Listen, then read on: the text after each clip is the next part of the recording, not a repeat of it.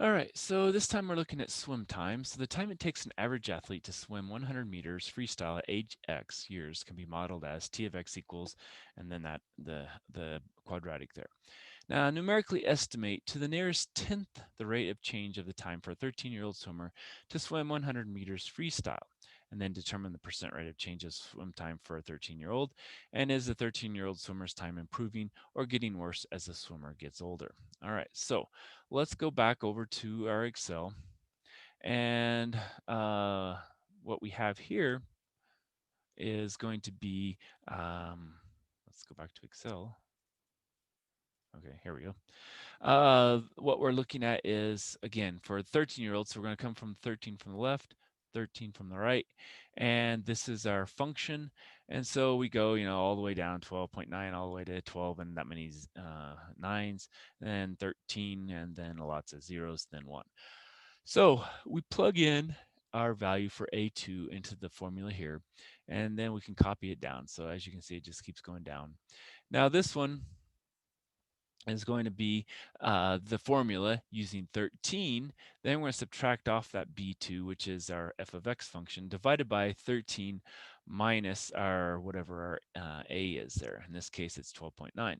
And so as we keep going down, we'll see that we get closer and closer to about 3.8 because we're rounding this one to the nearest tenth, remember? So that's going to go to 3.8, and it's negative. So our slope limit is going to be negative 3.8 from the left. Now from the right, we do the same thing. We keep going down, put all our stuff in and type it in.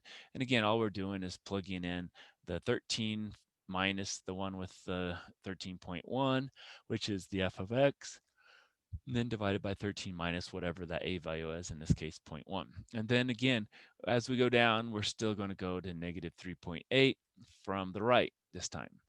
Now, what is our t in this case of 13? Well, it's 67.946, so I remember to do that. But I also decided, well, let's go ahead and do that rock percent change here. And so basically you're taking a negative 3.8, which we just found as our limit, dividing by that 67.946, but I just went ahead and put it as an equation, and then times 100. And so here we get a negative 5.6. So now let's this time go ahead and copy all of this to paste it into our PowerPoint. And don't forget the rock here and that value there. And so copy. Now let's go here and we'll paste it. Okay, so that's our table. And so that's what we need to have for this problem. Now let's go back up here and kind of see what we need to write. So numerically estimate to the nearest tenth the rate of change for the 13-year-old swimmer. All right, so for this one, we're just going to say that it's going to be A is a negative 3.8 seconds per year of age. So that's going to be the basically our limit, or where we're going to. That's the t prime of 13. Okay. And so then B, determine the percentage rate of change for a 13-year-old swimmer. Well, we found that. That's our percent rock. And that was the negative 3.8 divided by the 67.946 times 100%. And that was approximately, I think we had a negative 5.6%. Okay. And that's per year of age, basically. Okay. Now, what does it say here? Is a 13-year-old swimmer's time improving or getting worse as the swimmer gets older? All right, well, what about your swim times? Swim times, you maybe have 100 meters, you get maybe, 14 seconds. I don't know what the real times would be.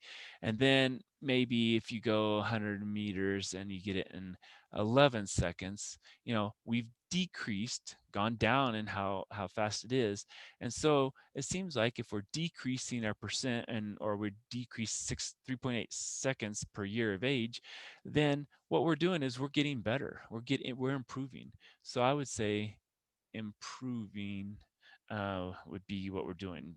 Improving due to the negative rate of change, because it's rate of change, both of these are negative, and because that means your time is getting lower and lower and lower, it means you're getting faster and faster and faster. Okay, so that's one where you have to think about the interpretation of, as a negative value, is that negative connotation or positive connotation. Here, a negative value is a positive connotation. You're improving. Okay, and so that's how that one works.